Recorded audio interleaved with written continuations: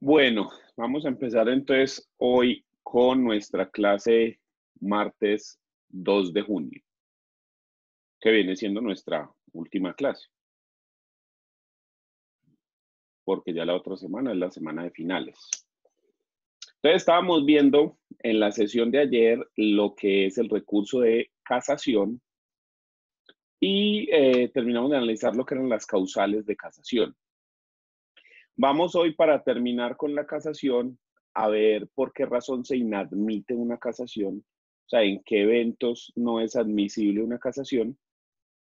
Y con eso terminaríamos lo que es la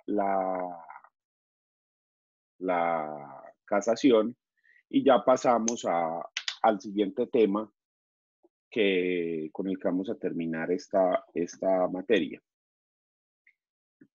Antes de hacer eso, pues obviamente, además de las causales, recuerden que yo les había dicho que el Estado le pone como trabas, como muros, como resistencias a la casación, de forma de que el Estado no quiere que la gente vaya a casación. Entonces dijimos, la primera es que el código en el artículo 333 nos dice que la casación solamente procede contra sentencias de segunda instancia proferidas por tribunales. Quiere decir que tienen que ser procesos de mayor cuantía. No se pueden procesos de menor ni de mínima cuantía. Esa es la primera traba que se nos pone, donde la sentencia de segunda instancia la haya dado un tribunal. Si la sentencia la dio el juez de circuito, no se puede ir a casación. La segunda traba que nos pone grande es que nos dice que solamente procede contra sentencias declarativas. O sea que no procede ni en los procesos ejecutivos, ni en los procesos liquidatorios, ni en los procesos de jurisdicción voluntaria, solamente para procesos declarativos. Entonces ahí va el segundo puente grande ahí que nos ponen, ¿cierto?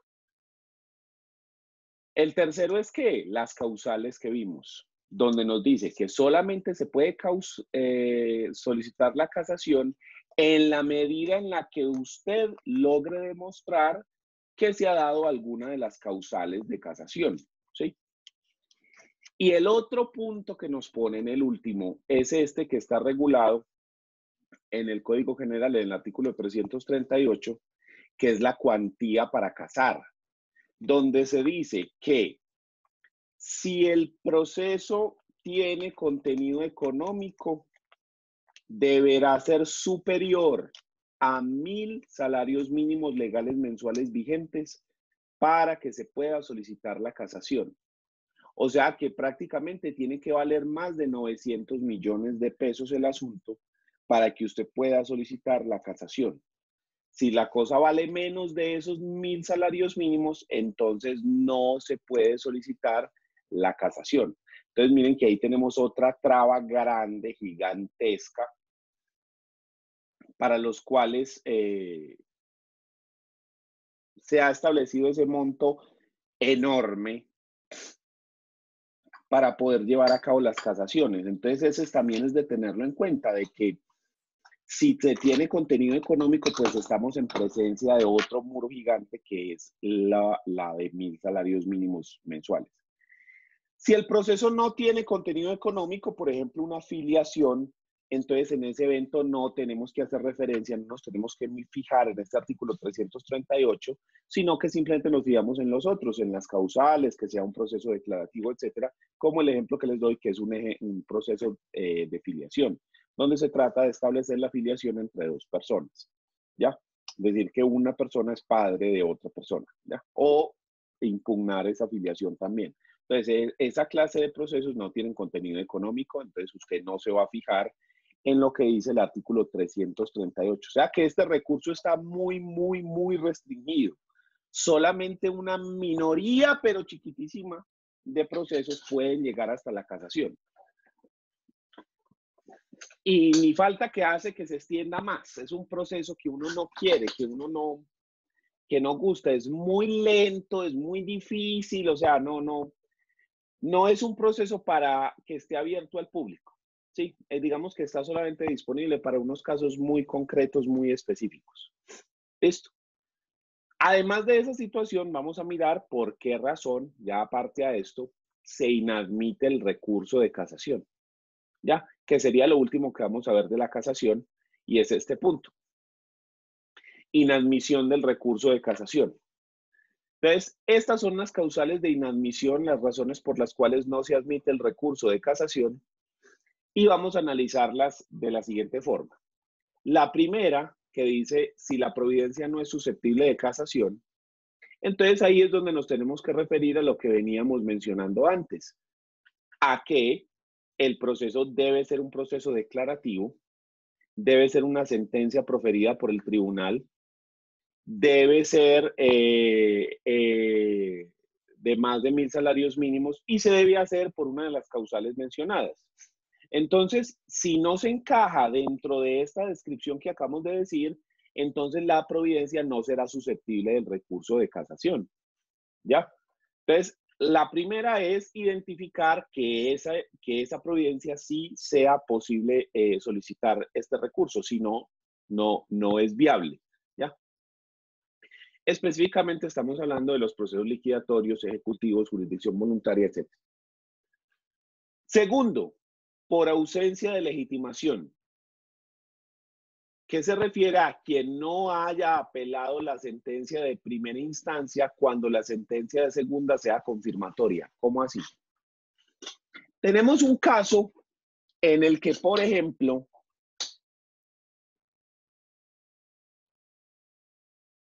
condenan al demandado a pagar 100 millones de pesos.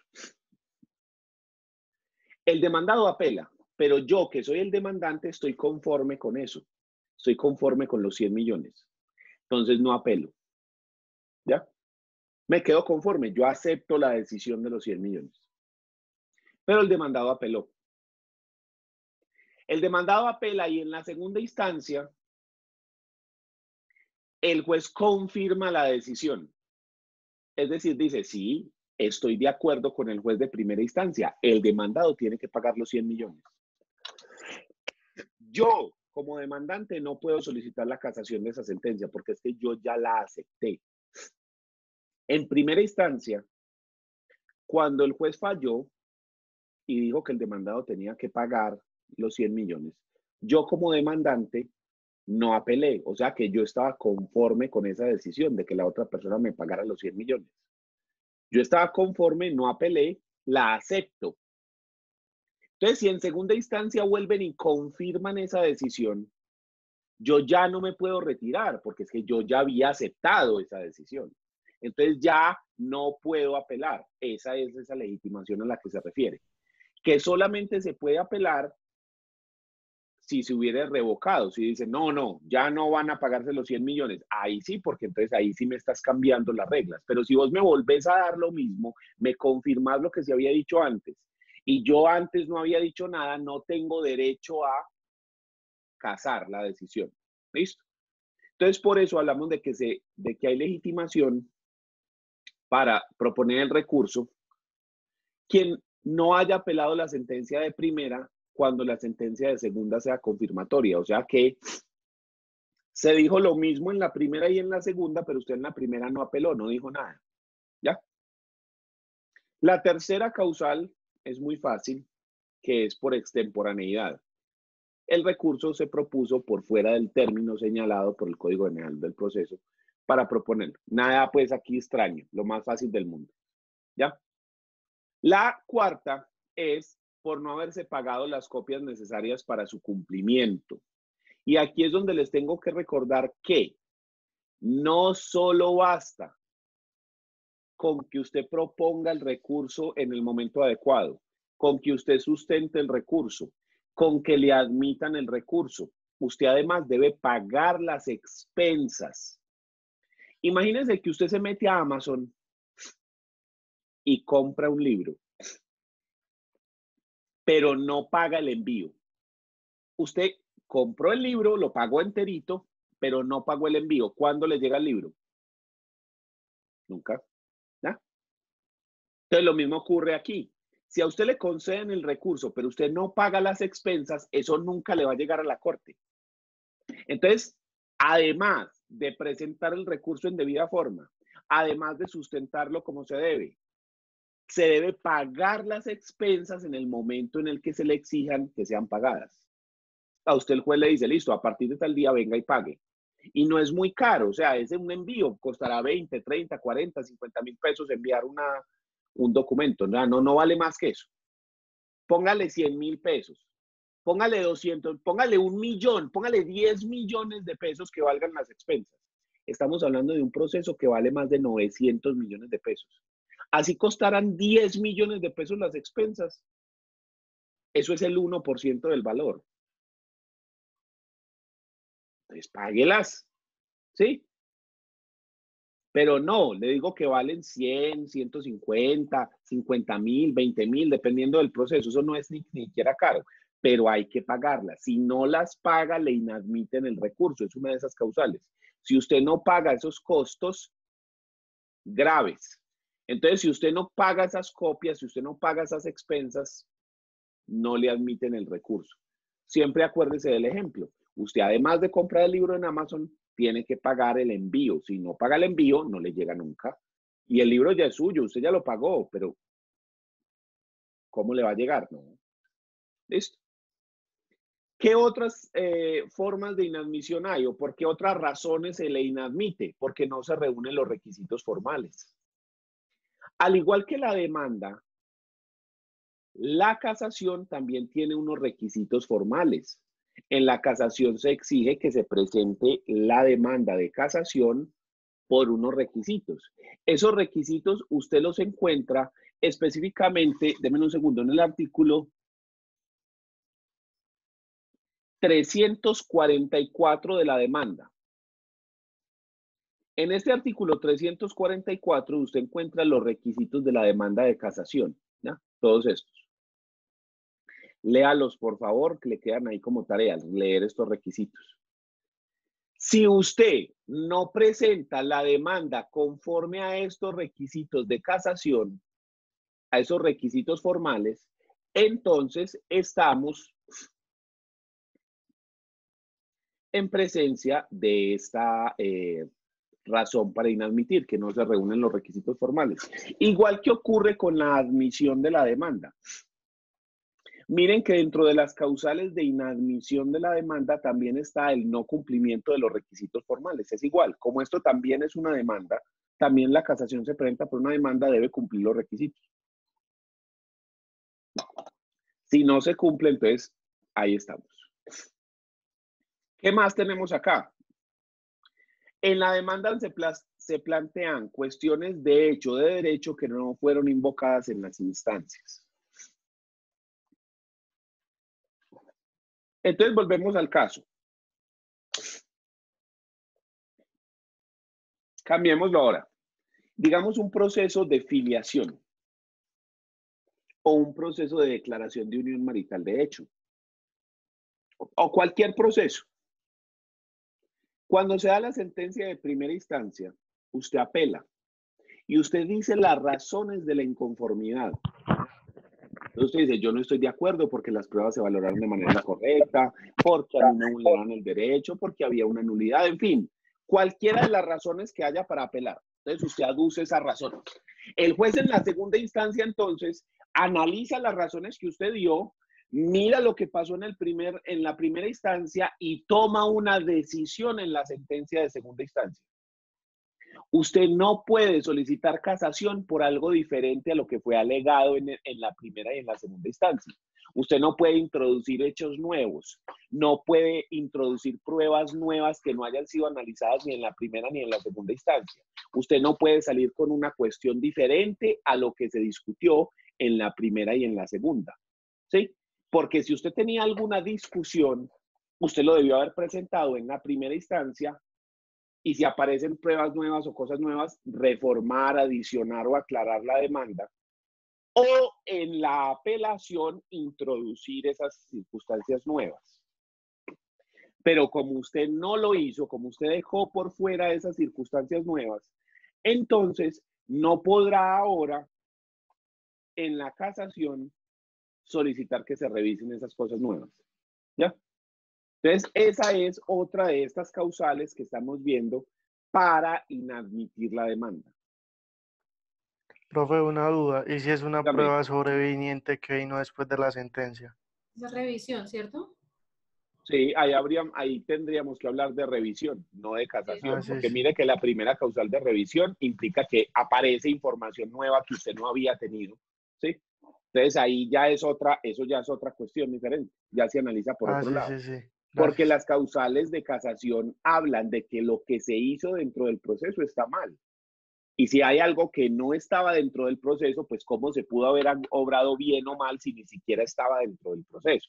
O sea, para ese tipo de cosas tenemos el recurso de revisión, por ejemplo. ¿Ya?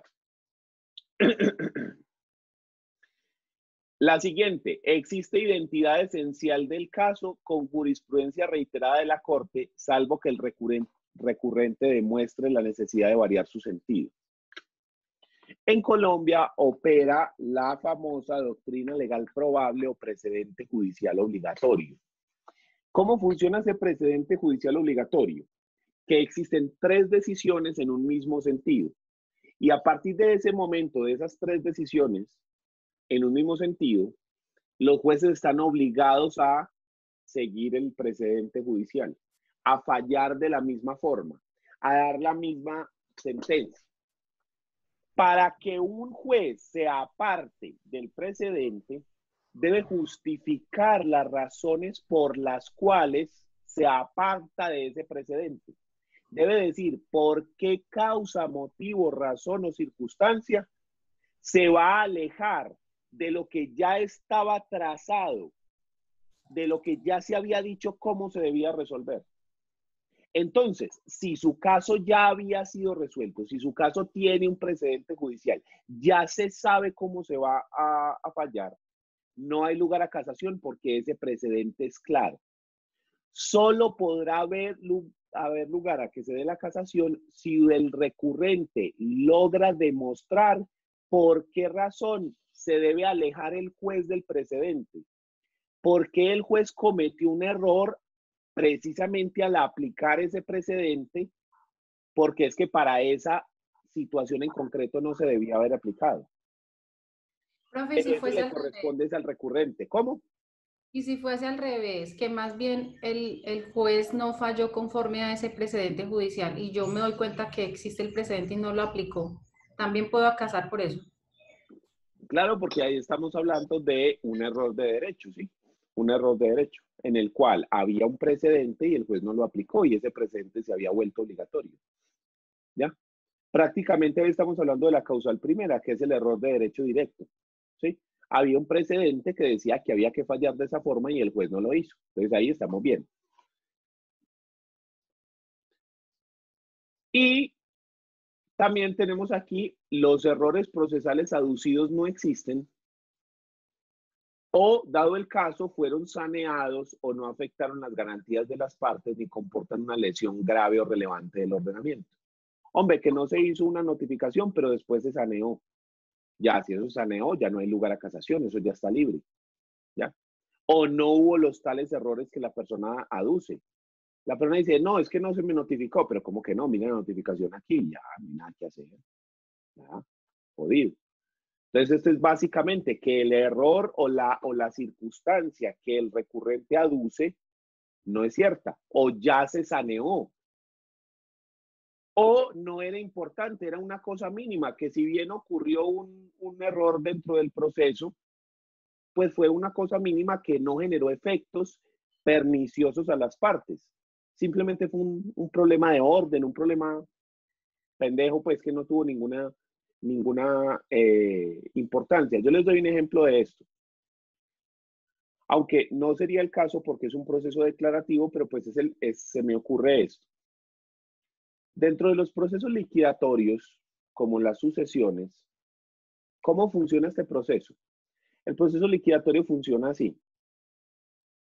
Se abre el proceso liquidatorio con una demanda y en la demanda se dice cuál es el patrimonio que se va a repartir. Si es una sucesión, entonces usted dice, Pedro Pérez se murió y lo que vamos a repartir es el patrimonio de Pedro Pérez. Y lo vamos a repartir entre los herederos que son Hugo, Paco, Luis, Daisy, Rosita, etc. ¿Ya? Entonces la gente dice, ah, listo, ok. Se hace la primera audiencia. La primera audiencia es la audiencia de inventarios y avalúos. Entonces, en esa primera audiencia usted inventaría todos los bienes que va a repartir y le da un valor. Entonces usted dice, lo que vamos a repartir es una casa, un apartamento, y les pone valor. Para saber qué es lo que le toca a cada uno de los herederos. ¿Sí? Después pasamos a la etapa de partición. Entonces se nombra un partidor y ese partidor es el que se va a encargar de coger el patrimonio y repartirlo y darle a cada persona lo que le corresponde. ¿Sí? Entonces él intenta darle un bien a cada uno. Si no se puede, pues entonces reparte en comunidad y pro indiviso. 33.33 para cada uno o según el porcentaje pues que corresponde. ¿Ya? Entonces esa persona realiza un escrito donde dice, para Daniel, por herencia tanto, para Josefina, por herencia tanto, para este, por herencia tanto, y a cada uno le va a repartir. Ese trabajo de partición se presenta al juzgado y el juzgado debe emitir una sentencia que es la sentencia aprobatoria de la partición. Esa es la sentencia más pendeja que hay. Porque ¿qué dice esa sentencia? Se aprueba la partición. Algunos jueces les da pena decir eso, entonces lo que hacen es que vuelven y recitan todo lo que se dijo en la partición. Se aprueba la partición en los siguientes términos y vuelven y le dan copiar y pegar. Pero eso es lo que dice la sentencia, que se aprueba lo que hizo el otro man. Ya. Eso se hace por escrito. Sin embargo, yo conozco un juez aquí en Envigado que no lo hace por escrito, sino que él considera que como el código es oral, como hablamos del sistema oral, como es entonces él dice, no, es que eso hay que hacerlo en una audiencia. Todo el mundo es, pero ¿cómo que una audiencia para decir que si aprueba la partición? No jodas, hombre, no pongas a la gente a perder tiempo. Nada. Y el man se para en la raya y dice que eso se hace en audiencia y se hace en audiencia. Entonces, nos sentamos en audiencia y empieza. Siendo 2 de junio a las 10:26, damos inicio a esta audiencia de fallo. Se aprueba la partición. Muchas gracias. Obviamente no dice solo eso porque le da pena. Entonces, ¿qué hace? Se aprueba la partición en los siguientes términos y entonces empieza a leer la partición. Y entonces al final es todo el mundo como, Dios mío, me hiciste venir para esto. Pero bueno, no importa. ¿Ya? Procesalmente eso no es correcto. El código no dice que haya que hacerse una audiencia. El código dice que se da una sentencia y la sentencia se puede dar por escrito o en audiencia oral. Pero él interpreta que solo se puede dar por escrito, listo. Procesalmente no es correcto. ¿Pero qué efecto tiene hacer esa audiencia de esa forma? Nada. ¿En qué perjudica a las partes? ¿Cuál es el daño, el perjuicio que le genera a las personas hacer esa audiencia? Ninguno. Entonces, por eso es que tenemos este punto acá abajo que dice, los errores procesales no existen. Ah, vea, que es que no me notificaron, que no se me dio el traslado, que no, eso se hizo bien.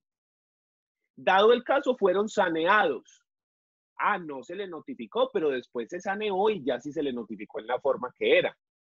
O no afectaron las garantías de las partes ni comportaron una lesión relevante del ordenamiento, lo que le estoy diciendo. Yo no podría casar porque se hizo esa audiencia, porque eso no afectó a las partes.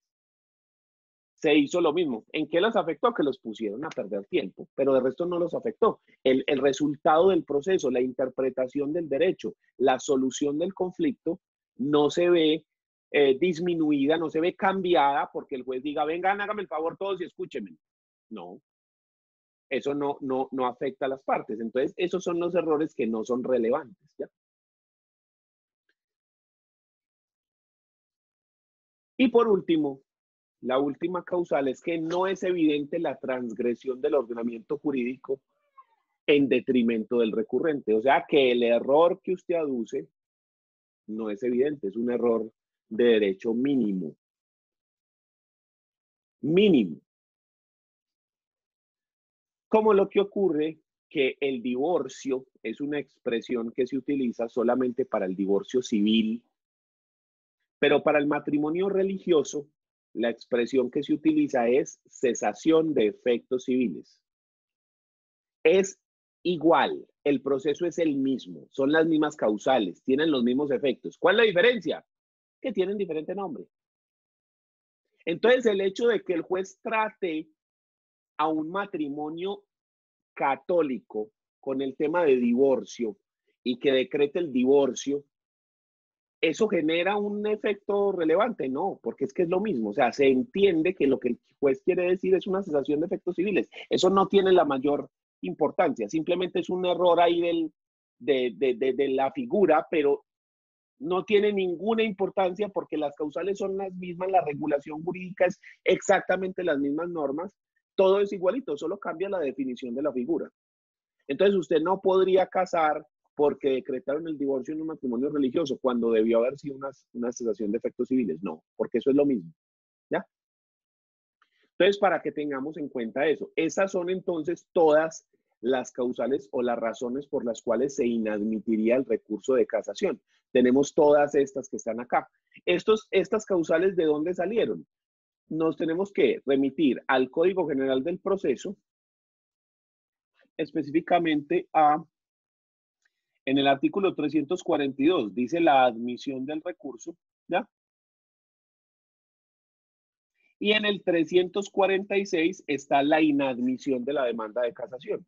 Entonces, concordando estos artículos, el 342 y el 346, sacamos el cuadro que les acabo de compartir acerca de las razones por las cuales se inadmite el recurso de casación. ¿Listo?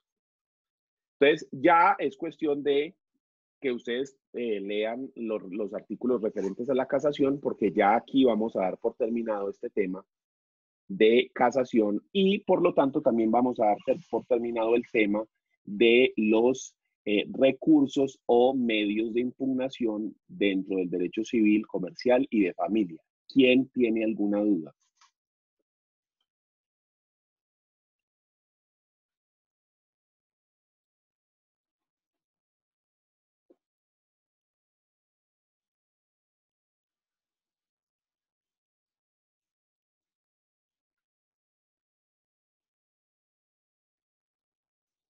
Muy bien, entonces vamos a empezar con nuestro último tema, que son las medidas cautelares. Ese va a ser nuestro último tema de la materia para que tengan ahí presentes que ya con ese terminamos lo referente a nosotros, que viene siendo de hecho pues al civil general. Denme un segundo, 5 minutos, ya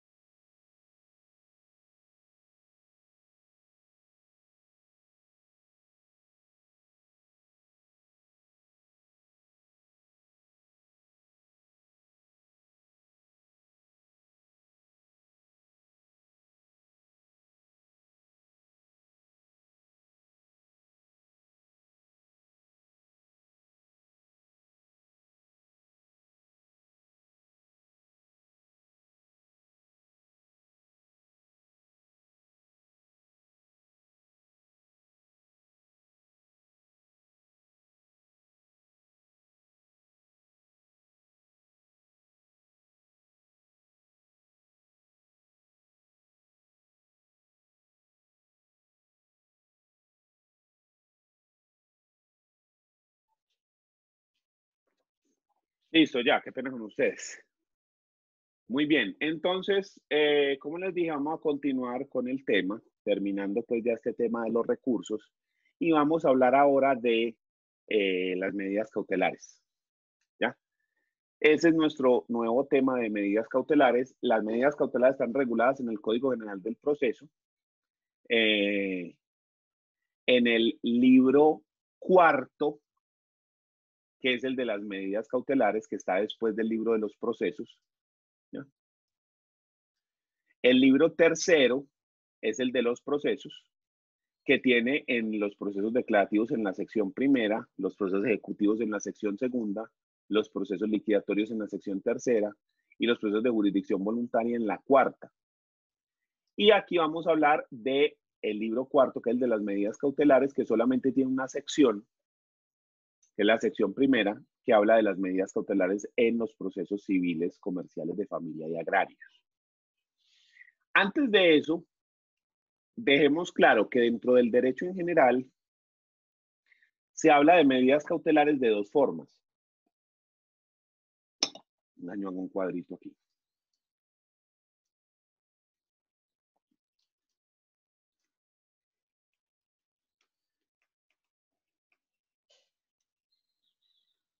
Entonces tenemos medidas cautelares y tenemos las medidas cautelares personales y las medidas cautelares reales.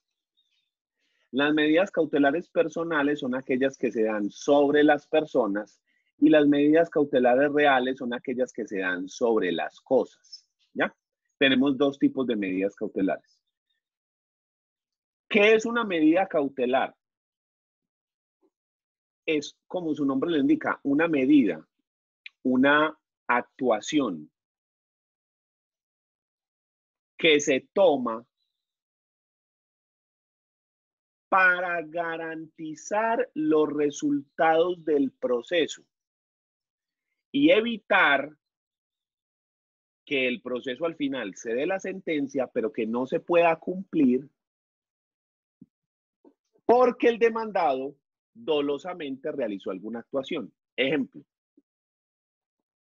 en los procesos penales, yo voy a juzgar a una persona y la sentencia va a decir si es culpable o si es inocente. Y si es culpable, lo van a condenar a X años de cárcel. Pero ¿qué pasa si al final se da la sentencia y el tipo se voló, se dio a la fuga? Entonces, de nada me sirve haberlo condenado a 20, 30 años de cárcel si el tipo se dio a la fuga. ¿Sí? Entonces, lo que yo hago es tratar de prevenir eso. ¿Cómo? Lo dejo detenido hasta que el proceso se lleve a cabo. Vámonos para el civil. Pasemos del penal al civil.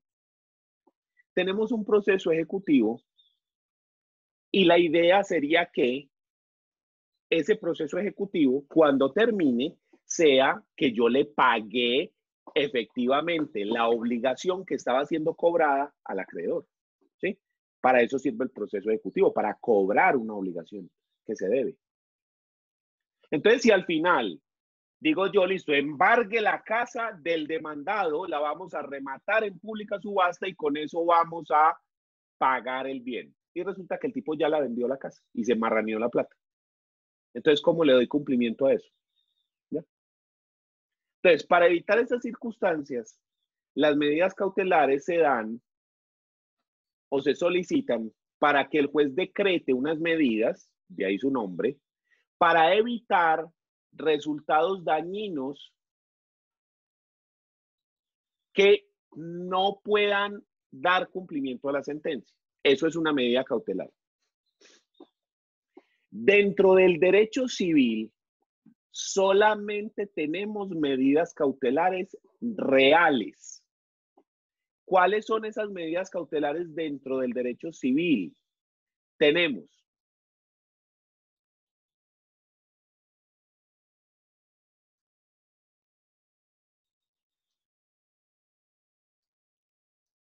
el embargo, el secuestro y la inscripción de demanda.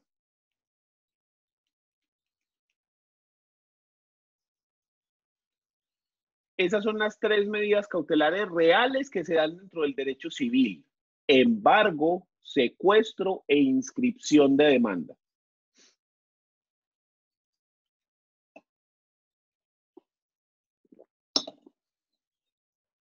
Usted las encuentra reguladas, el embargo en el artículo 593 y siguientes, el secuestro. Dígale al abuelo que lleven a Pancho. En el artículo 595 y siguientes, y la inscripción de demanda en el artículo 591 y siguientes. Vamos a empezar por el embargo, que es la medida cautelar, digamos, más importante que tiene el derecho civil. ¿Qué es el embargo? El embargo es una medida en la cual cogemos los bienes que estén sometidos a registro, o sea, solamente bienes inmuebles o bienes muebles sometidos a registro como los carros, los barcos o los aviones. Si es, por ejemplo, este pocillo, no se puede de primerazo. Ahorita vemos cómo se practica, ¿ya? En caso de bienes muebles, ¿ya? No sometidos a registro. Por ahora, digamos que solamente es para bienes sometidos a registro, por ahora. ¿Cómo funciona esta medida? La idea de esta medida es que el bien no se pueda enajenar, no se puede vender, donar, aportar en sociedad, dar en pago, ninguno de los medios de transferencia de dominio. Tampoco se puede gravar, no se puede hipotecar, ni pignorar de ninguna forma.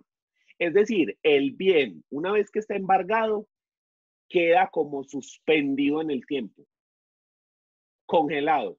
No se puede hacer nada con él. Se queda donde está. Tan. Eso es un embargo.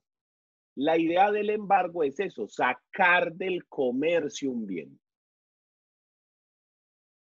Ya no se puede vender, no se puede hipotecar, sacarlo del comercio. Entonces esa es la idea del embargo. Sacar del comercio, dejarlo suspendido. ¿Cómo se hace eso? Para los bienes sujetos a registro, se hace con la inscripción del embargo en ese registro. Entonces, las casas, por ejemplo, se inscribe en el registro de matrícula inmobiliaria que hay un embargo. Y con esa inscripción queda detenido y ya no se puede volver a inscribir nada. Déjenme ver si tengo aquí un certificado. Okay. Dígame. Pero eso solamente es con autorización de un juez, ¿cierto? Porque no es porque yo Sí, a sí, mucho propio allí le embargue a usted las cosas suyas porque sí. No, yo tengo que pedir autorización de un juez. Y ahí donde está el oficio, que era lo que se nos decía que se recogía y se llevaba ya a la oficina de registro, ¿cierto? Uh-huh.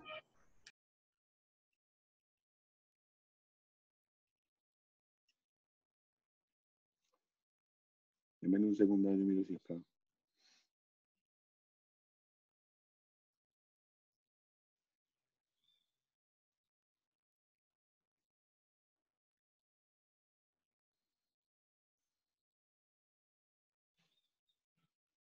Ah, pero no tengo una que esté embargada aquí en este momento. Yo me busco aquí otra.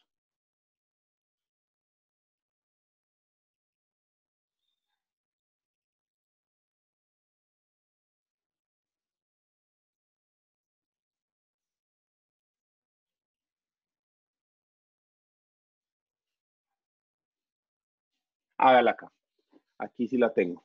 Hágalo acá.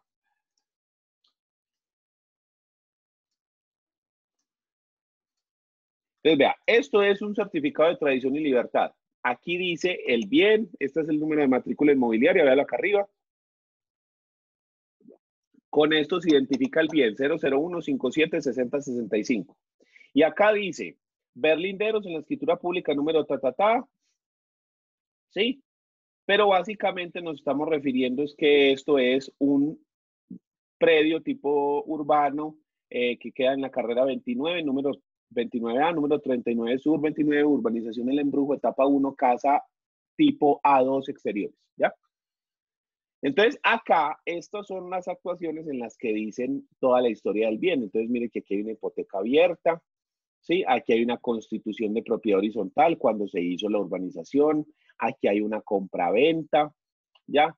Aquí hay una renuncia a condición resolutoria, aquí hay una hipoteca abierta, ¿sí? Aquí hay una adición al reglamento en cuanto a coeficientes, aquí hay una desafectación de hipoteca, aquí hay otra hipoteca, aquí hay un embargo, véalo acá.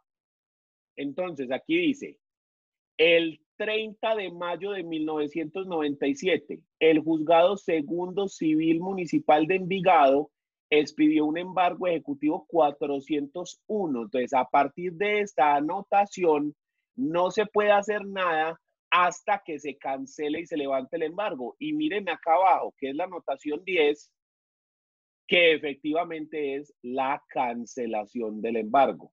Y eso así estuvo hasta el 6 de octubre de 1998. Vea, más de un año estuvo el bien embargado.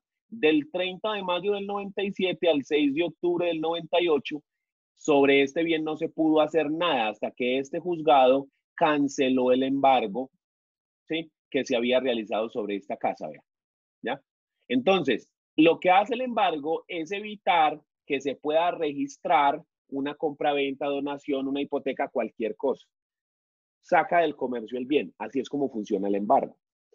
Así funciona el embargo para los bienes sujetos a registro. Lo mismo ocurre con la matrícula de los carros, los aviones, los barcos, etc. Pero, ¿qué ocurre con los bienes que no están sujetos a registro, como los bienes muebles? ¿Sí? Esto. Para eso tenemos que mirar la segunda medida cautelar, que es el secuestro. ¿Cuál es la finalidad del embargo? La finalidad del embargo es que la persona no pueda vender el bien, hipotecarlo, gravarlo, hacer cosas que después hagan que no se pueda resolver el conflicto mediante la sentencia, lo que yo les decía. Entonces yo tengo el ejecutivo y al final la persona vendió la casa y ¿cómo me cobro yo si este man ya no es el dueño de esa casa? ¿Ya? Eso es lo que intenta hacer el embargo. El secuestro lo que intenta es que el bien no se dañe, no se desmejore, no se deteriore por el mal manejo doloso o culposo que tenga el dueño o tenedor de la cosa.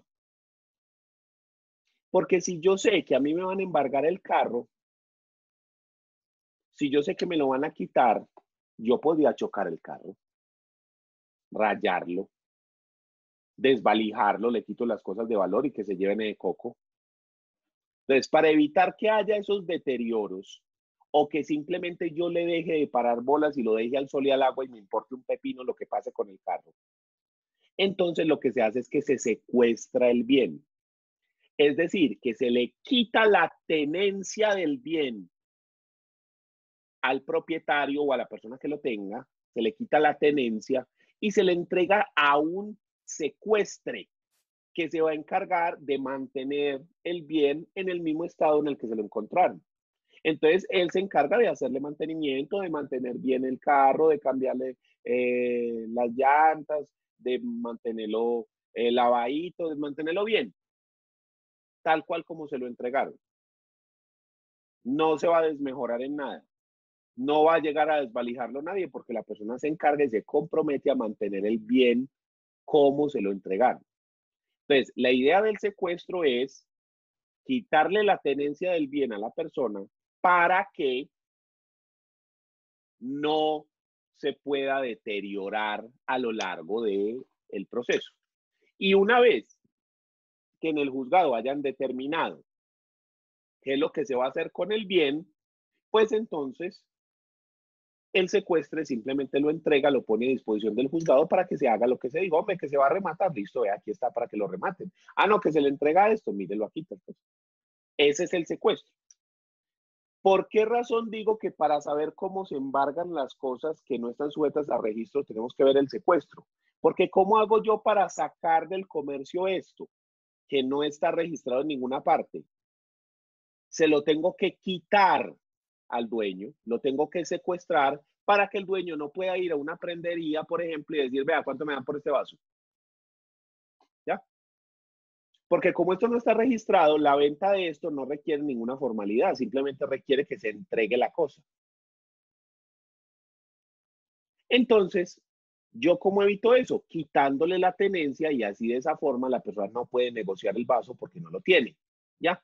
Entonces, para embargar un bien mueble que no está sujeto a registro, también es necesario secuestrarlo, practicar las dos medidas, porque si no, la persona queda con la tenencia y lo puede ir a negociar, ¿ya? Entonces, el embargo lo que pretende es sacar del comercio los bienes. El secuestro lo que va a hacer es quitar la tenencia de la persona para evitar el deterioro doloso o culposo. Las dos medidas, como les digo, se pueden pedir a la vez. Es muy común, casi siempre la gente pide las dos medidas, embargo y secuestro. Pero usted puede pedirlas de manera independiente porque depende de lo que usted quiera. Usted puede pedir solo el embargo o solo el secuestro, no hay problema. La gente a veces piensa que embargar significa el remate de los bienes, que cuando a una persona le embargan la casa es que se la van a rematar. No, el remate es otra cosa. El embargo es únicamente sacar del comercio los bienes. La persona puede tener los bienes embargados y no se da ni cuenta, porque eso es una inscripción ahí como la que les mostré. Nada, no se da ni cuenta. El secuestro sí implica que a la persona lo sacan porque le quitan la tenencia, le quitan el bien. Pero el embargo es simplemente esa inscripción y esa prohibición de comercialización, gravamen, etc. El remate ya es cuando en un proceso dicen, no, lo que hay que hacer para pagar la obligación es vender en pública subasta y repartir la plata. ¿Sí? Pero no implica embargar, no implica remate. El embargo solamente implica lo que les digo, que se saca del comercio el bien y punto, nada más. ¿Ya? Entonces tenemos las dos medidas, embargo y secuestro. Ya sabemos cómo funcionan. El secuestro, debemos nombrar un secuestre, un auxiliar de la justicia que se especializa en eso. Hay personas que se encargan de eso y tienen bodegas para guardar las cosas, por ejemplo, o un parqueadero para guardar los carros. ¿Ya? Algunas veces se deja en calidad de secuestre a la persona que está encargada de la casa, quien vive ahí, el inquilino o el mismo dueño incluso. Y se hace un inventario de los bienes.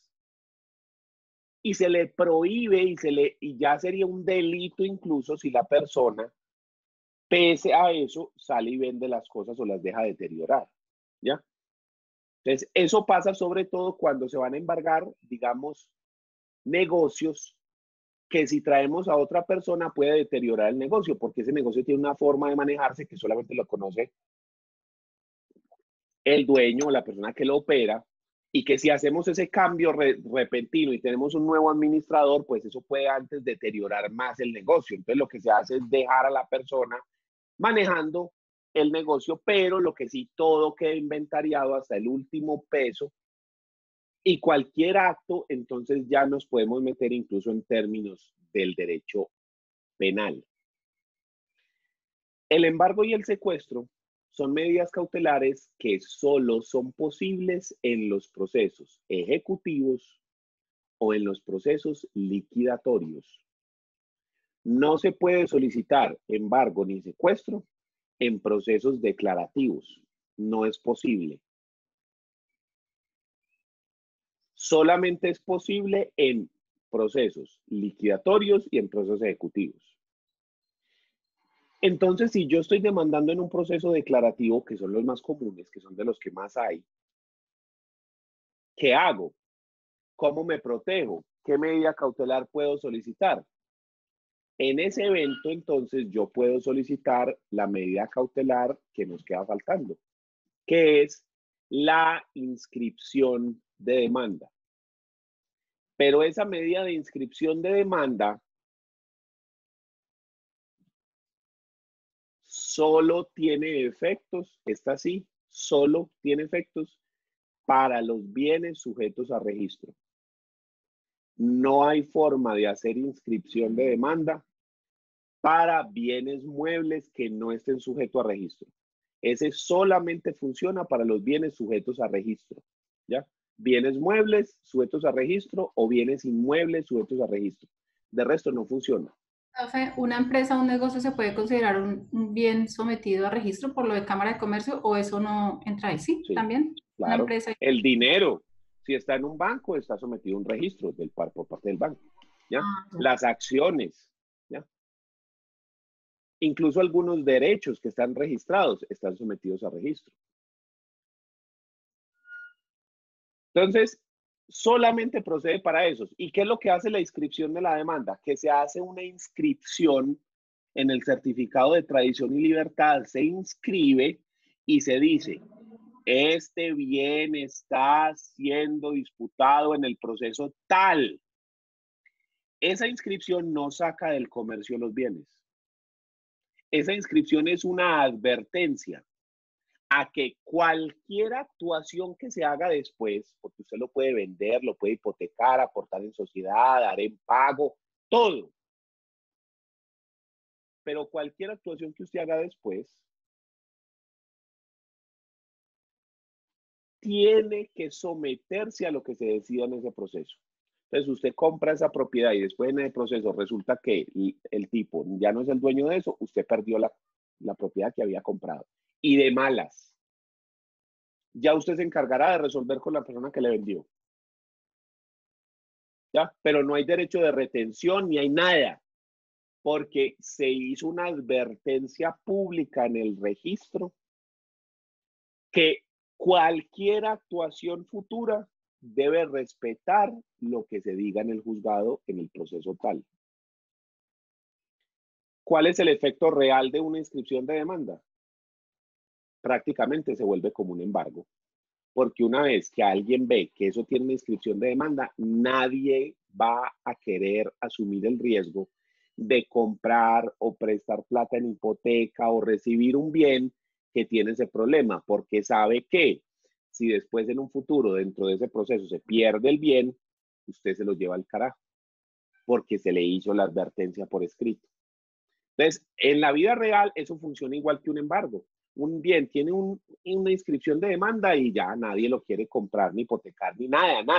La gente le tiene mucho miedo a eso, porque la gente no arriesga su patrimonio pendejamente, sabiendo que eso lo dice explícitamente. ¿Cuál es el problema de la inscripción de demanda? Que solamente procede con los bienes que estén inscritos. Los bienes muebles, no tienen esa opción. Pero eso solamente se da para los procesos declarativos donde no es factible, donde no es posible solicitar embargo y secuestro. Es muy común, por ejemplo, que en las sucesiones las personas embarguen los bienes para evitar que ocurra cualquier cosa, para evitar que llegue algún man y a vender un bien que no es, o en fin, para que pase cualquier cosa, entonces se embargan y se secuestran todos los bienes de la sucesión. Pero aparece un compañero permanente, una compañera permanente.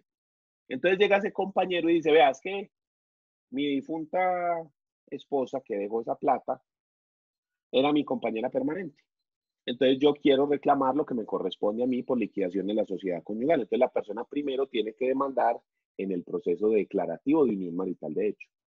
¿Sí?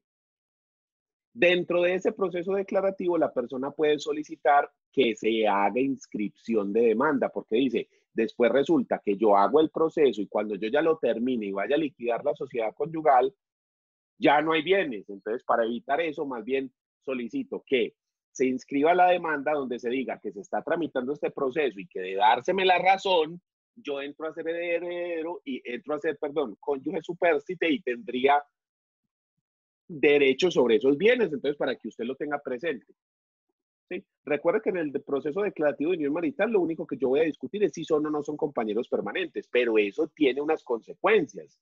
Si sí son compañeros, entonces la persona tiene derecho a gananciales, ¿ya? Entonces yo puedo solicitar que haya inscripción de demanda en ese proceso para que en un futuro, cuando yo vaya a liquidar, en caso de que gane el proceso, no me vayan a decir que ya no hay bienes.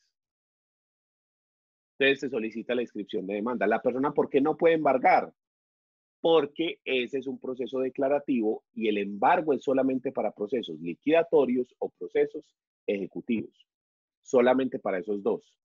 Entonces, dentro del civil, solamente podemos proponer esos tres o esas tres medidas cautelares.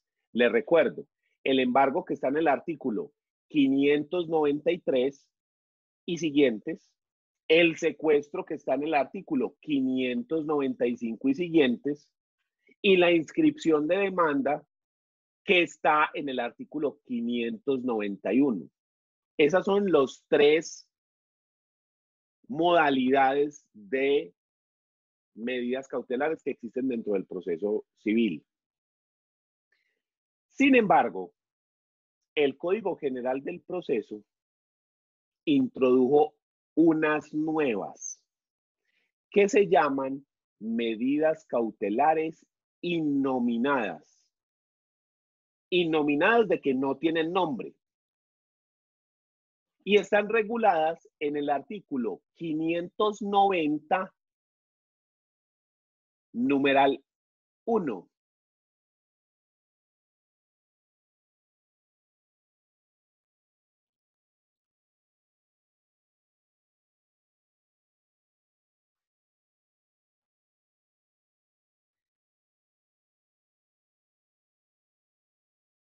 Denme un segundo, yo lo busco acá en el código y se las muestro.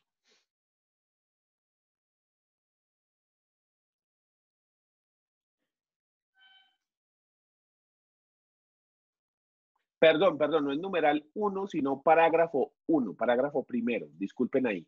Artículo 590, parágrafo primero. No es numeral 1, sino parágrafo primero. ¿Qué dice este parágrafo? Vea, estamos acá en el artículo 590. Medidas cautelares en procesos declarativos. Entonces se me habla de la inscripción de la demanda, vea, ¿sí? Pero acá en el parágrafo primero, en este pedacito que está acá, me traen una figura nueva, muy novedosa, muy extraña, que es las medidas cautelares innominadas. Dice ese parágrafo para que lo tengamos en cuenta. En todo proceso y ante cualquier jurisdicción, o sea que esto no es solo para civil, sino también para familia, también para comercial y también para agrario. Y es en todo proceso, no solamente en declarativos, porque mire que aquí estamos hablando de las medidas cautelares en procesos declarativos. Ese es el título del artículo 590.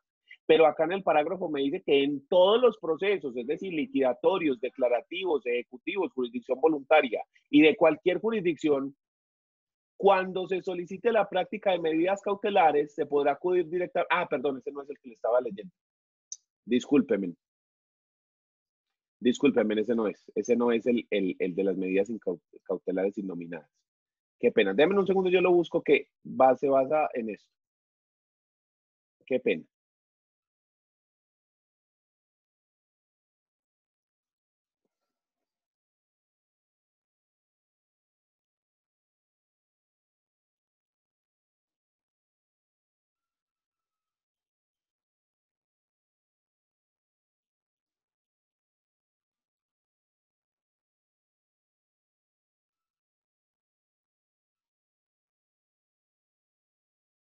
Ya, es el numeral primero, pero el literal C. Discúlpenme otra vez, perdón, qué pena con ustedes. Es este, dice, cualquier otra medida que el juez encuentre razonable para la protección del derecho objeto del litigio. Cualquier otra medida, lo que sea. Cualquier otra medida que el juez encuentre razonable para la protección objeto del derecho del litigio. ¿Qué hace este párrafo? Nos dice que el juez puede decretar como medida cautelar lo que sea. Cualquier cosa que él considere necesaria para garantizar los resultados del proceso. Les doy un ejemplo de una medida cautelar. En los procesos ejecutivos de alimentos, usted puede solicitar como medida cautelar que le embarguen el salario, que le embarguen los bienes a la parte, pero usted puede solicitar la prohibición de salida del país. Usted dentro del divorcio puede pedir como medida cautelar las residencias separadas de los cónyuges, que el juez permita que cada cónyuge se vaya de la casa, que no sigan conviviendo. Son medidas cautelares diferentes. ¿Para qué yo quiero evitar que la persona se vaya del país? Porque entonces después la persona se va y ¿cómo le cobro? Eso fue lo que pasó en la Copa América. Había 1 o 2 jugadores que debían plata por alimentos y los demandaron y prohibieron la salida del país. Y cuando iban a salir para Chile, ahí me decían, momentico, papi, un momentico, que es que usted debe una plata. ¿Qué? Les tocó a esos manes salir corriendo a pagar ese dinero para que los dejaran salir. Sí, no me acuerdo a quién fue, al que lo cogieron ahí. A Roger Martínez. A Roger Martínez, a ese de que me le dijeron, no momentico, men, que es que usted debe una plata de alimentos. ¿Sí? Pero esa medida, ¿cuándo sirve? Porque si usted le pone esa medida a una persona que trabaja, vive y no sale de Colombia nada, ¿para qué? Si no es eficaz. Sí, o sea, ¿eso para qué? O sea, eso no tiene sentido. Una persona que si acaso una vez al año, una vez cada 2 años, y eso pues cuando ha ahorrado para vacaciones sale del país, no, eso no. Pero si es un futbolista que constantemente está, venga a ver que es así, porque es que yo sé que a ese man eso sí lo afecta duro, entonces ese sí lo agarro y le digo, venga a ver, vamos a hablar, ¿sí? Entonces, yo puedo pedir como medida cautelar cualquier cosa que el juez considere que es suficiente para hacer valer los derechos. Otra medida cautelar que se utiliza en los procesos cuando se está fijando la cuota alimentaria, una cuota alimentaria provisional. Entonces yo le digo, para evitar que de pronto vayan a ocurrir aquí un desmedro, por ejemplo, a los niños, fijemos una cuota provisional mientras el proceso se resuelve. Como un proceso se puede tirar 1 año, 2 años, 3 años, no sabemos cuánto se demora. Muy rápido, un proceso sale en 6 meses, muy rápido, pero lo normal está entre 1 y 2 años. Entonces, ¿qué pasa durante ese tiempo? La persona mama hambre, pues. No, entonces fijemos una cuota de alimentos provisionales mientras que se resuelve el asunto, para evitar que esa persona se le vulneren los derechos. Entonces el juez puede realizar cualquier actuación que él considere y lo establece como medida cautelar, que eso es lo súper novedoso que trae el código, ¿sí? Entonces se me habla de que hay muchas medidas, por ejemplo, dentro del derecho de familia, lo que les decía yo, las residencias separadas, los alimentos provisionales, que sacar a las personas, a los niños de su núcleo familiar y ponerlos en un hogar de paso o en un hogar sustituto mientras se resuelven las situaciones dentro del hogar. ¿Ah? La custodia se le puede dar a otra persona. En fin, cualquier medida que el juez considere razonable que se pueda dar para garantizar los resultados del proceso. Porque de nada nos sirve llevar un proceso si al final no podemos aplicar la sentencia. Entonces, esas medidas cautelares innominadas son a la libre imaginación de las partes, lo que las partes consideren y puedan sustentar que es necesario y que es útil para la no vulneración de esos derechos o para garantizar esos derechos de las partes. Entonces ahí fue cuando todo el mundo, cuando leyó esto y hablamos de medidas cautelares innominadas, nos quedamos como, ¿y por qué se llaman innominadas? Porque no tienen nombre, porque puede ser cualquier cosa.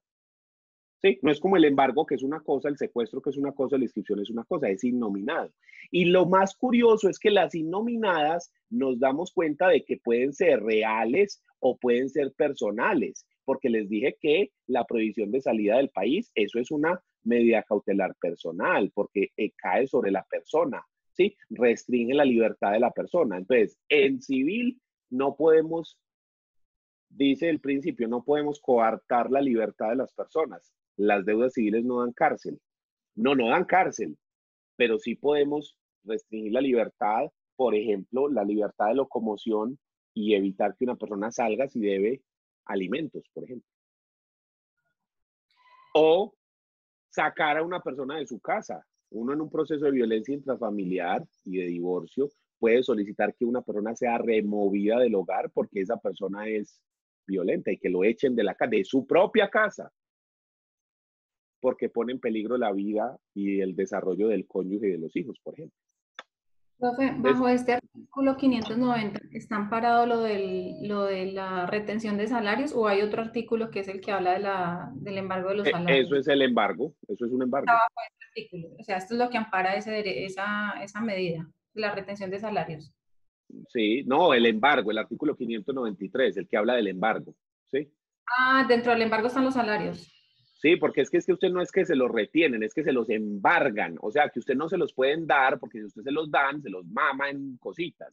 ¿Sí? Entonces, ¿qué es lo que hacen? A usted le retienen y eso se consigna a órdenes del juzgado para que ese dinero no se pueda comerciar. Y el juzgado determina qué es lo que se hace con ese salario. ¿Ya?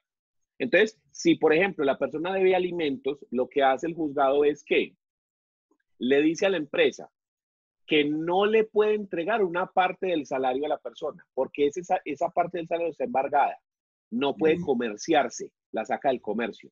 Entonces eso se consigna a órdenes del juzgado.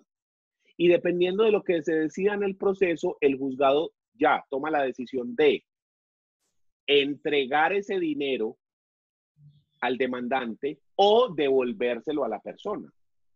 Entonces, en los procesos de alimentos, por ejemplo, pueden ocurrir dos cosas. Que a la persona le embarguen el salario y además que haya una cuota provisional mientras el proceso se lleva a cabo. Entonces, le están embargando el salario y pagan la cuota provisional, embargan el salario y pagan la cuota, embargan el salario y pagan la cuota. ¿Sí? O simplemente el juez dice, no, no, es que ya la plata se debe, entonces vamos a ir abonando a la deuda, entonces vamos a embargar ese salario y de una vez vamos abonando a la deuda, esa plata ya, o sea, aquí no hay discusión, la plata se debe y no se ha pagado, entonces venga a ver. ¿Tal?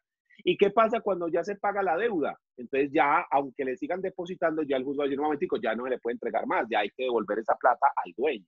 ¿Sí? Entonces el embargo del salario es un embargo, sacar del comercio ese dinero. ¿Y cómo lo saco del comercio? Porque si a mí me entregan un billete de 5.000, ¿cómo hacen para sacarlo del comercio? Usted me lo entrega y yo me voy para una tienda y me compro una gaseosa y dos papitas y chao. Me lo quitan. Me quitan el billete. Lo que yo les decía del embargo de los bienes muebles que no están sujetos a registro. Entonces me lo quitan, me quitan la tenencia, me embargan el salario y me lo secuestran. Y entonces ya me quitan la plata y yo ya no me la puedo gastar. Ya no se puede comerciar. Hasta que el juzgado decida qué es lo que se hace con ese dinero. Si me lo devuelven a mí, si se lo pagan a esa persona, si a mí me devuelven una parte o qué es lo que se va a hacer. ¿Ya? Entonces, el embargo de salarios es un embargo. ¿Ya? Muy bien.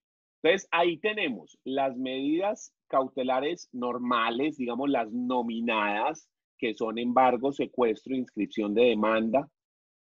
Y tenemos las medidas cautelares innominadas, que son las otras que están en ese literal C, que dice que cualquier medida que el juez considere suficiente o necesaria para garantizar los resultados del proceso. ¿Cómo se piden las medidas cautelares? Las medidas cautelares se solicitan en la demanda o en cualquier momento del proceso hasta antes de la sentencia.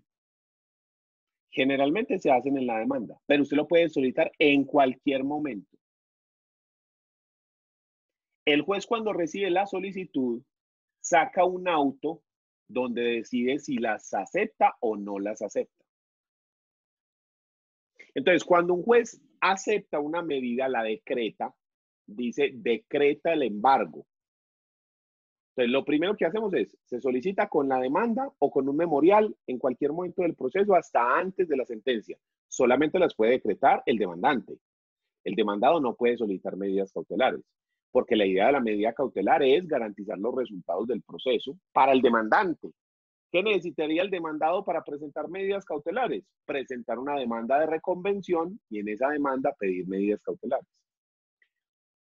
O, aquí es donde está el otro punto que es interesante, en los procesos liquidatorios no hay una figura de demandante y demandado. Eso no existe. En el proceso liquidatorio, ¿qué es lo que yo quiero? Repartir dinero, repartir un patrimonio. Entonces, todas las personas están en la misma posición. Ellos dicen, yo soy interesado, ¿qué me toca a mí? Yo soy interesado, ¿qué me toca a mí? Eso es lo que hacen todas las personas en los procesos liquidatorios. Entonces, el proceso liquidatorio, sí, todos los interesados pueden pedir medidas cautelares. Todos. En cambio, en los otros procesos, solamente el demandante. En el liquidatorio, sí, todos. Porque todos ellos tienen derecho, son demandantes. Todos ellos están pidiendo cuánto es lo que me toca a mí. ¿Sí? Que en el proceso liquidatorio yo tengo la sucesión y la voy a repartir entre los herederos. Entonces, todos los herederos pueden pedir las medidas. Una vez que las medidas están solicitadas, el juez, como les digo, las decreta. Saca un auto en el que dice se decreta la medida o dice no, se rechaza, esa medida no es viable. ¿Tal? Además del auto que la decreta, el juez saca un oficio, que es la comunicación que se debe enviar a la empresa, a la Oficina de Registro de Instrumentos Públicos, a la Secretaría de Tránsito y Transporte, donde se dice, haga el favor de embargar el salario, o embargar la casa, o embargar el carro, de tal persona. Entonces, usted pide la medida y sale el auto que la decreta. Y además también debe salir el oficio que se le envía a la persona encargada de practicar la medida. Cuando se hace el secuestro, se saca el auto en el que se decreta el secuestro y se hace el oficio que se le envía al secuestre, que fue nombrado por el juez y que el juez dice de la lista de auxiliares de la justicia y nombra a una persona. Y el secuestre con ese oficio es que va y efectúa la medida. Por ejemplo, cuando se solicita el embargo y el secuestro de un carro, se sacan dos oficios. El oficio al secuestre, que va a ser el encargado de administrar el carro y de guardarlo, y generalmente se saca un oficio para la policía y el tránsito, para que si ellos ven el carro en cualquier parte o en cualquier retén, lo cojan el carro y no dejen que la persona se lo lleve, se lo retienen, se lo quitan. Es más, algunas veces usted puede ver a tránsitos o policías en parqueaderos de centros comerciales o parqueaderos públicos o en la calle, con ese aparatico que ellos tienen que es como un celular, como una palma. Y entonces usted los ve haciendo cosas así en los carros. ¿Qué es lo que están haciendo? Están verificando la placa de los carros para ver si de pronto reporta como robado o si de pronto reporta que está embargado y que hay que retenerlo. Embargado y secuestrado y que hay que retenerlo. Entonces muchas veces usted ve a esa gente en los parqueaderos así con eso y metiendo los datos de las placas y de pronto ahí aparece, ahí mismo retienen el carro, llaman la grúa o en un retén, además de que a usted le piden la cédula, también usted ve que esa gente va y mete unos datos ahí y meten la placa del carro. Si ahí les aparece que el carro está embargado y secuestrado, le quitan el carro, se lo retienen y ya dejan que usted se vaya, pero el carro se queda en la policía y luego ya llega el secuestre, ¿sí? Se le notifica al secuestre que el carro fue retenido por la policía o por el tránsito para que él vaya y lo retire de los patios y se lo lleve a unas bodegas especiales, unos parqueaderos especiales que ellos tienen. Por ejemplo, yo conocí en un caso de que había un señor que alquilaba, o no sé si era el dueño, no sé, unas celdas de parqueo en el centro comercial Obelisco, el que queda al lado del estadio. Y ahí en los últimos pisos él mantenía varias, como 20 o 30 celdas de parqueo. Y entonces ahí guardaban carros que estaban embargados y secuestrados. Entonces tuve un cliente que una vez le embargaron el carro y ahí estaba. ¿Sí? Entonces el señor los mantenía ahí, los mandaba a desempolvar ahí con un trapito húmedo cada X tiempo, los prendía, ¿sí? los caminaba un poquito para que las llantas se movieran, no se volvieran cuadradas, les mantenía airecito a las llantas. Sí, otros sí los dejan ahí al sol y al agua y que se pudran de mugre, pero ya ahí estamos realizando la actividad como no es. Este señor sí lo mantenía muy bien. Y cobran por esa labor, ¿sí? O sea, esa persona que se encarga de mantener esos vehículos o esos bienes, lo que sea, se le debe pagar a ese secuestre. Ese secuestre tiene unos costos que son asumidos dentro del proceso. Si gana el demandante, por el demandado. O sea, además de la deuda hay que pagar eso. Y si el demandante pierde, pues por el demandante, que fue el que generó la medida cautelar. Pero tenemos aquí un problema. Las medidas cautelares pueden generar perjuicios, porque todavía no es claro que el demandante tenga la razón. Entonces, ¿qué pasa si yo embargo un bien, se lo quito a la persona y después resulta que mentiras, que el demandante no tenía la razón? Yo le pude generar perjuicios a ese demandado que ganó el proceso y que demostró que él no debía responder por la pretensión. Entonces, ¿qué hacemos ahí? Para evitar eso, cuando el juez decreta la medida cautelar en el auto que la decreta, que recuerden que les dije, usted la pide y el juez saca un auto donde la decreta, ahí se determina una caución. ¿Qué es la caución? Que la persona que pidió la medida debe pagar un monto de dinero al juzgado, una cifra, para cubrir los perjuicios o los posibles perjuicios que llegare a sufrir el demandado con la práctica de esa medida. Entonces, dependiendo del valor del bien que va a ser embargado o secuestrado, dependiendo del valor de ese aparato, de ese bien, el juez determina el monto de la caución. Generalmente lo cuadran con el 10%. Quiere decir que si la casa vale 100 millones, generalmente cuadran ese monto de la caución con 10 millones, el 10% del valor. Entonces, si usted quiere que embarguen la casa, le toca pagar 10 millones. Como esa caución puede resultar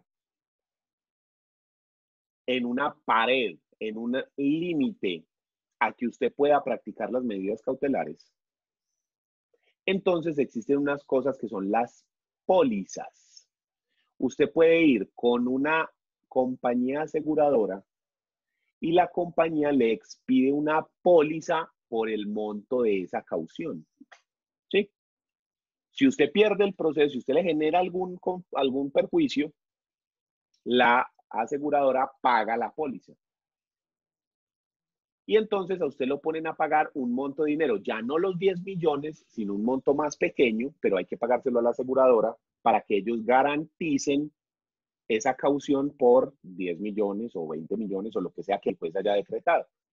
La póliza obviamente es mucho más poquito, o sea, usted no tiene que salir a consignar 10 millones de pesos, pero sí es probable que le toque pagar 200, 300, 500, 1 millón de pesos por esa póliza. La póliza más alta que me ha tocado a mí en un proceso fue de 26 millones de pesos. Imagine cuánto valdrían los bienes. O sea, esa fue la cuota del seguro que pagamos para poder embargar los bienes, porque la caución que se había fijado era altísima. Sí, era una caución de más de 500 millones de pesos. Les tocó pagar como 26 millones solamente para la póliza.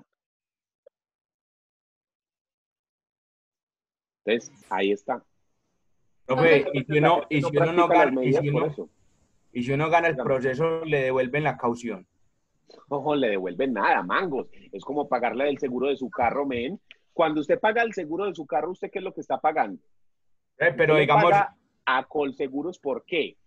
no, digamos en ese caso es porque usted, digamos con la póliza, obvio la aseguradora no le devuelve nada, pero digamos que usted no se vaya por la aseguradora, sino que usted paga completo el 100% de la caución. Ah, Usted ahí al sí se la proceso, ahí sí devuelven. le Ah, devuelven. eso sí, esa sí se la devuelven. Pero si usted lo pagó con la póliza, ¿le devuelven qué, mangos?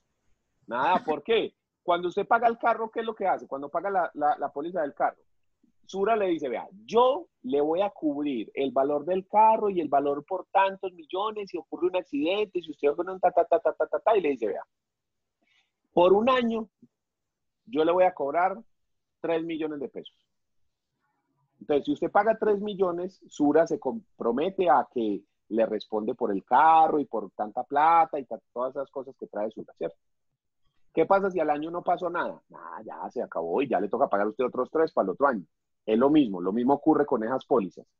La aseguradora que le dice, vea, yo le voy a cobrar 1 millón de pesos por responder por esa caución que le fijó el juzgado. ¿Qué pasa si al final no pasó nada? Nada, ya, la póliza ya se acabó. ¿Sí?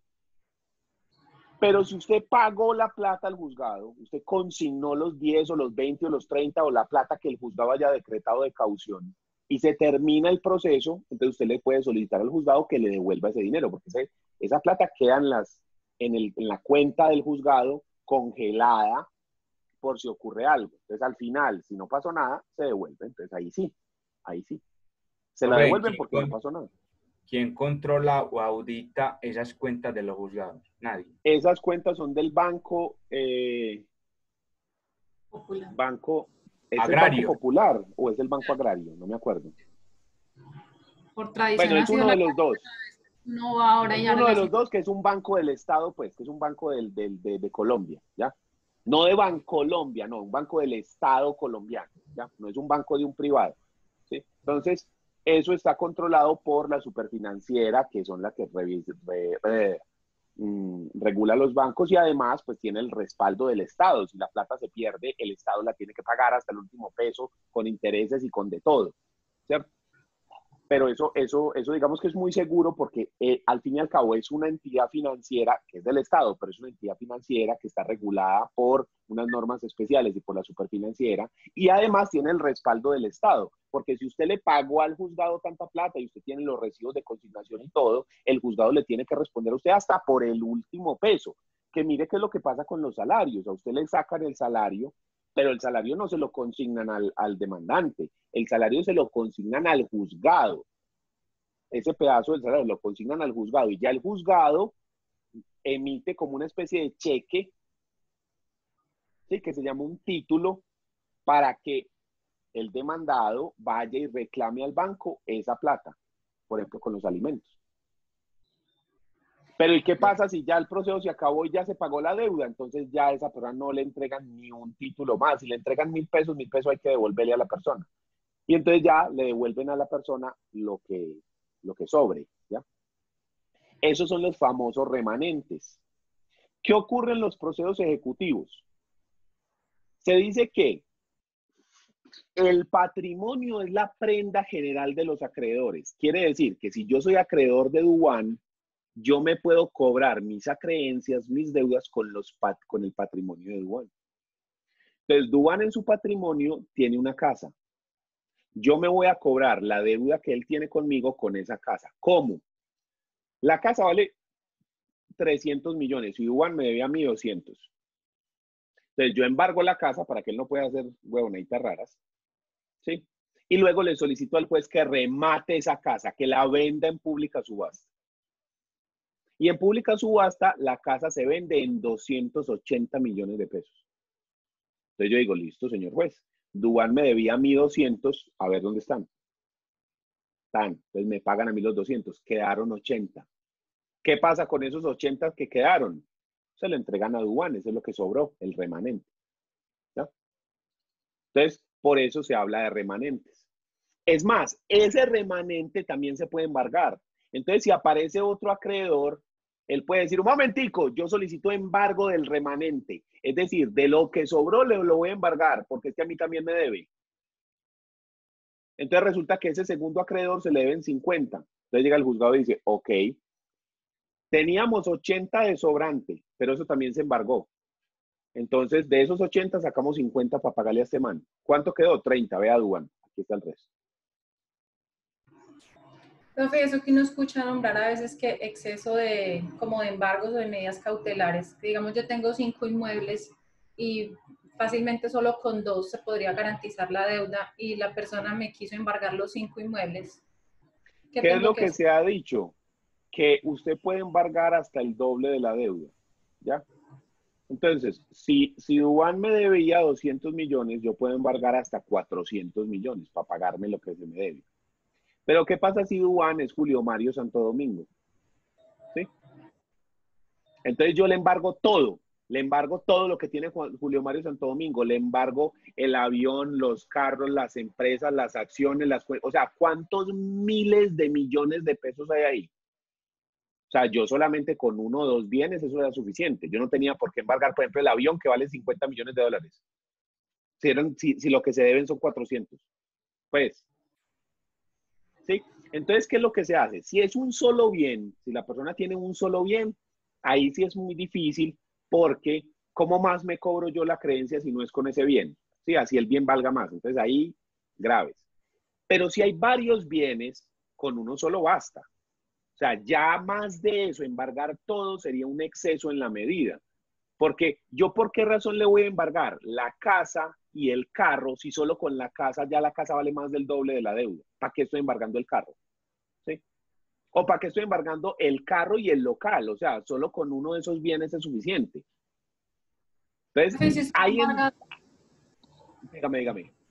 Si usted me embarga dos y resulta que yo le digo, venga, pero yo tengo otro que le puedo dar en garantía para que usted me embargue ese y me libere este otro, ¿yo puedo pedir eso o eso es decisión del Sí, acreedor? sí, no, usted lo puede pedir, pero tiene que estar de acuerdo el acreedor, porque es que el acreedor dice, sí, es que ese bien sí vale más, pero a mí no me interesa de bien porque ese bien no lo vende el putas. O sea, que es Por más ejemplo, potestad.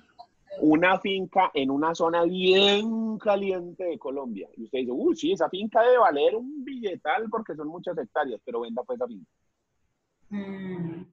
¿Sí me entiende? Usted dice, no, no, yo prefiero los 2 apartamentos de aquí en Envigado, vengo, que eso se vende así, ¿ya? Potestad del acreedor, entonces. Ujú. Entonces, pero usted sí puede solicitar que se cambien las medidas. Es más, usted como deudor puede solicitar que se le levanten las medidas. Y eso sin siquiera preguntarle al acreedor. Pero entonces el juez le dice, ok, muy bien, Johanna, yo te levanto el embargo. Consígneme una caución por el total del valor. Entonces usted dice, la casa vale 300. Vea, yo le consigno 300 millones de pesos para que usted los embargue y los deje guardados ahí en el juzgado y levánteme el embargo de la casa. Sí, eso se puede hacer, pero ¿quién hace eso? Nadie. Pues es que si tuviera la plata, pues sí, pero se puede.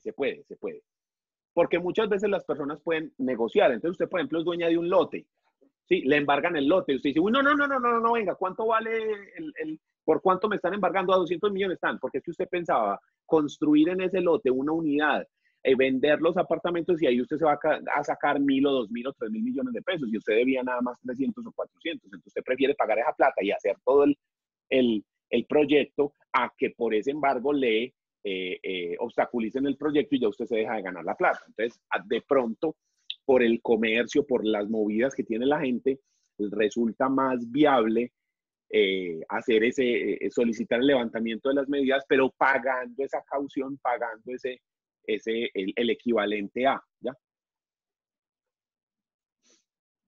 Muy bien, ¿quién más tiene alguna duda?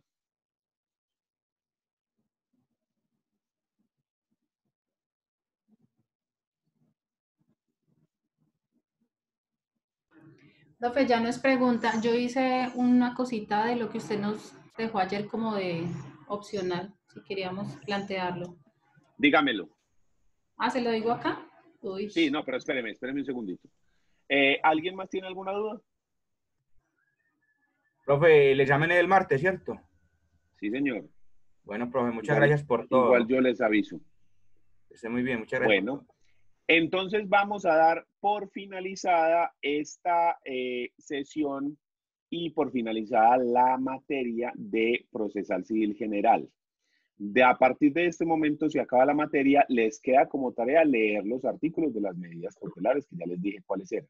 590, 91, 92, 93, esos como tarea, ¿ya?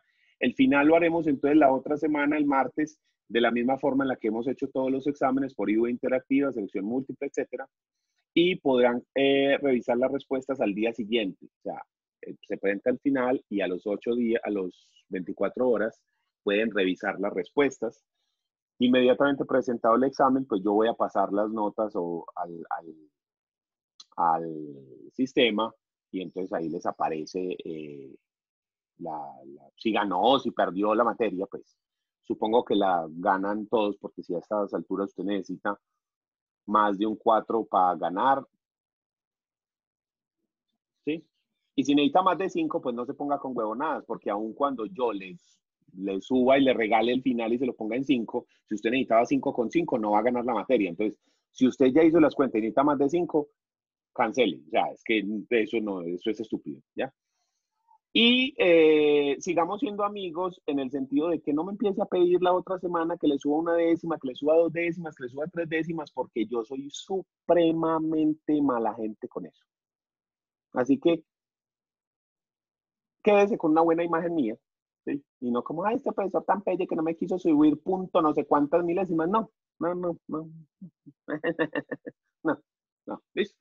Entonces, Profe, no se le olvide, por favor, cambiarnos una nota de una sí, pregunta sí. del pasado que teníamos Sí, pendiente. no, todo eso lo estoy haciendo, todo eso sí lo estoy haciendo acá. Ah, bueno, listo, Ah, ya. muchas gracias. Sí, entonces, ya saben, terminamos ahí, lean por favor lo de las medidas cautelares y ya, si algo, nos vemos el otro semestre con procesal civil especial, donde ya nos metemos en profundidad en cada uno de los procesos y mirando cómo es que funcionan ya adentro cada uno de los procesos, las diferencias entre unos y otros, las audiencias y todas esas cosas.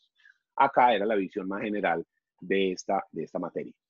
Quien tenga la tarea que se pidió ayer, se queda un momentico, por favor, que vamos a compartir. Los demás ya se pueden retirar, damos por finalizada esta clase, vamos a grabarla, montarla en YouTube y nos vemos.